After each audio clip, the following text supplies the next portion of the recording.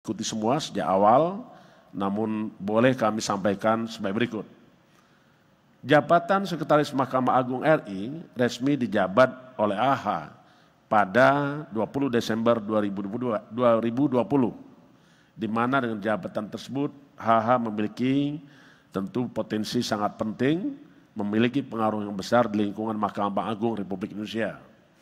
Bermula dari adanya pelaporan pidana dan gugatan perdata di internal kepengurusan koperasi simpan pinjam ED yang diajukan oleh saudara HT selaku Debitur Koperasi Simpan Pinjam ED ke Pengadilan Negeri Semarang.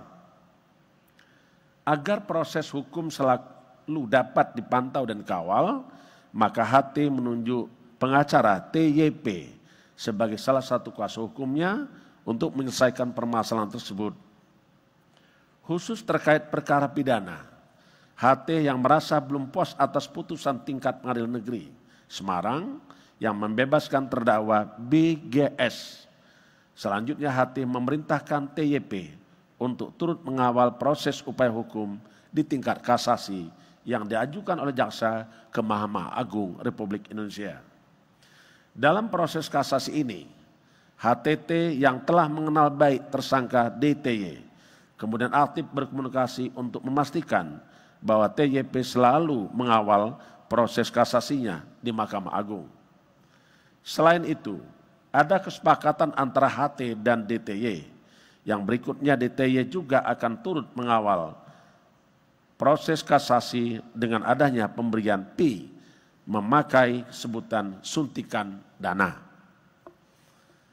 Dari beberapa komunikasi antara HT dan TYP, terdapat beberapa agenda skenario agar kasasi jaksa dikabulkan dengan menggunakan istilah pengurusan perkara melalui jalur atas dan jalur bawah.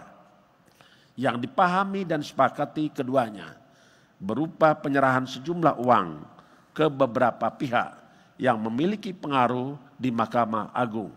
Yang satu di antaranya adalah HH selaku Sekretaris Mahkamah Agung.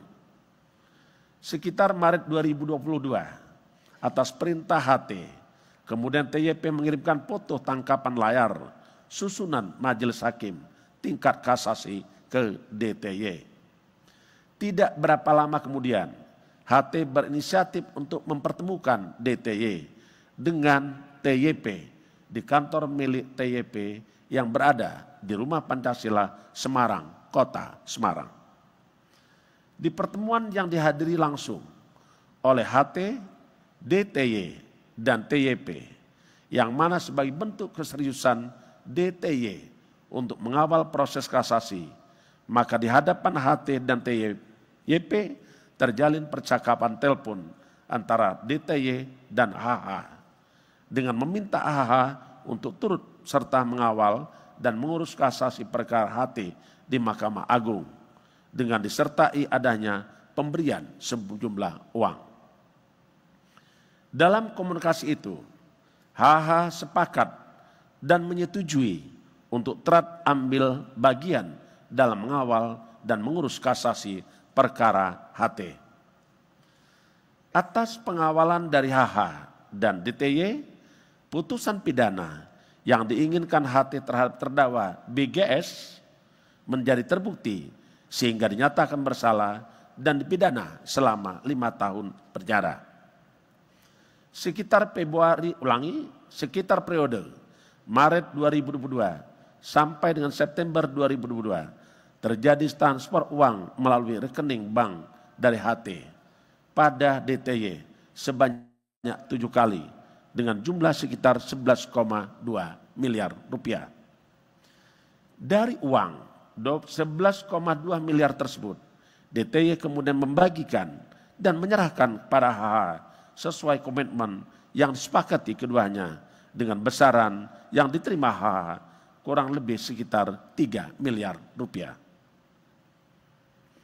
KPK juga telah melakukan penyitaan beberapa aset berupa unit mobil mewah sebagai barang bukti dalam perkara ini. Tersangka HH disangkakan melanggar pasal 12 huruf A atau pasal 12 huruf B dan atau pasal 11 Undang-Undang Nomor 31 Tahun 99 tentang pemberantasan tindak pidana korupsi, sebagaimana telah diubah dengan Undang-Undang Nomor 20 Tahun 2001 tentang perubahan atas Undang-Undang 31 Tahun 1999 tentang pemberantasan tindak pidana korupsi, yaitu pasal 55 ayat 1 ke 1 KUHP.